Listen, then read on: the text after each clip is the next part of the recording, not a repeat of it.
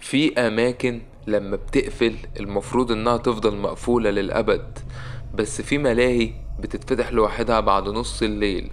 الناس بتقول إنها مهجورة، بس الأصوات اللي بتتسمع جواها عمرها ما كانت صوت صمت. اللي يدخلها ما بيخرجش. دي مش مجرد قصة رعب، دي حكاية ملاهي منتصف الليل. الإشارة السوداء، المكان اللي الرعب فيه مش تمثيل. كانت نهى بتحب الأماكن اللي فيها دوشة وأنوار، خصوصا الملاهي. كانت بتحس هناك إنها طفلة تاني، بتضحك وبتنسى كل حاجة. وفي يوم وهي راجعة من الشغل متأخر، شافت من بعيد أضواء ملاهي منورة في مكان ما كانتش شايفاه قبل كده. اللافتة مكتوب عليها: ملاهي منتصف الليل، مغامرتك تبدأ بعد الساعة 12. الفضول شدها، راحت ودخلت. بس الغريب ان ما كانش فيه ولا صوت ضحك ولا ناس، بس انوار بتلف وموسيقى قديمة بتلعب ببطء كأنها جاية من الراديو. شافت لعبة: البيت المسكون.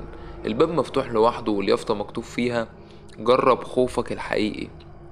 ضحكت لنفسها وقالت: اكيد عاملين لها للجو. دخلت الباب، اتقفل وراها. فجأة النور خف والهوا برد قوي، وبدأت تسمع أصوات ضحك أطفال، ضحك غريب مش طبيعي، في نغمة شر. قربت من مراية كبيرة وشافت نفسها، بس الانعكاس ما كانش بيتحرك معاها. المراية كانت بتبتسم وهي لأ. الانعكاس رفع ايده وكتب على المراية من جوه بصباعه كلمة: أهلا بيكي معانا. وفجأة كل الألعاب بره اشتغلت لوحدها، صوت العربيات، العجلة الدوارة، دوشة مرعبة، والملاهي كلها بتلف حوالين نهى كأنها ساحة جحيم. حاولت تجري، بس كل طريق بيودي لنفس الباب، نفس المراية، نفس الضحك، لحد ما الصبح طلع والملاهي اختفت تماما. بعد يومين، في جريدة عنوان صغير مكتوب: اختفاء فتاة قرب منطقة ملاهي مهجورة أغلقت منذ 15 سنة بعد حادث مروع. بعد يومين من الحادث كان في شاب اسمه سيف، شغال صحفي بيحب القصص الغريبة. سمع عن خبر اختفاء نهى وقال لنفسه: أكيد في حاجة مش طبيعية في الملاهي دي. راح المكان اللي الناس بتقول إنها دخلت منه، بس ما كانش فيه أي أثر لملاهي. بس على الأرض لقى تذكرة قديمة لونها باهت مكتوب عليها: الدخول مجاني بعد منتصف الليل. الساعة كانت 11:58. قرر يستنى. وفجأة الساعة 12 بالظبط الأضواء اشتغلت قدامه، الملاهي ظهرت كأنها عمرها ما اختفت. سمع نفس الموسيقى القديمة وريحة شوكولاتة محترقة، والهواء البارد اللي بيخلي جسمك يقشعر جوه. وكل الألعاب كانت بتتحرك بس من غير ولا بني آدم. العجلة الكبيرة كانت بتلف لوحدها وكراسيها فاضية إلا واحد، كرسي فيه بنت شعرها طويل ووشها لتحت بتتحرك مع دوران العجلة. سيف صرخ وقال: انتي نهى؟ البنت رفعت راسها وبصت له بعينين سودا فاضيين وقالت بصوت متقطع كأنه خارج من ميكروفون: كلنا هنا مستنيينك.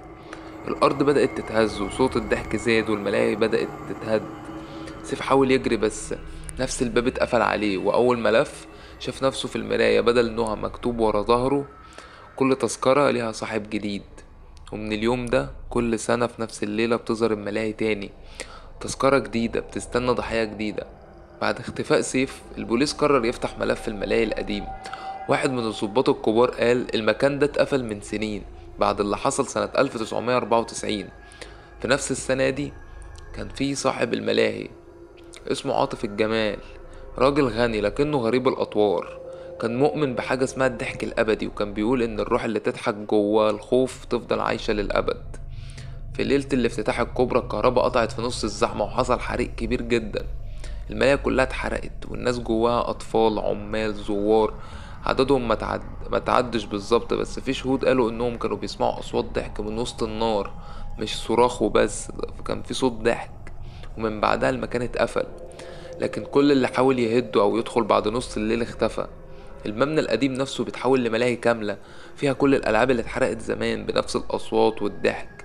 الباحثين اللي راحوا بعد كده قالوا إنهم لقوا بقايا مرايات غريبة جدا جوه الأركان. المرايات دي كان فيها أثر وجوه محفورة كأنها جوه الإزاز. والأغرب، كل سنة في نفس التاريخ بيبان نور خفيف وسط الضباب كأنه حد بيشغل الألعاب من جديد. وفي ملفات الشرطة القديمة مكتوب ملاحظة بخط الإيد: ضابط مات بعدها بأسبوع.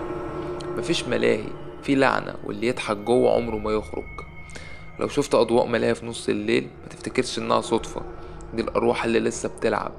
واوعى في يوم تمسك تذكرة مكتوب عليها الدخول مجاني بعد منتصف الليل، لأنك هتدخل فعلا بس عمرك ما هتخرج. الإشارة السوداء، المكان اللي الرعب فيه مش مجرد قصة.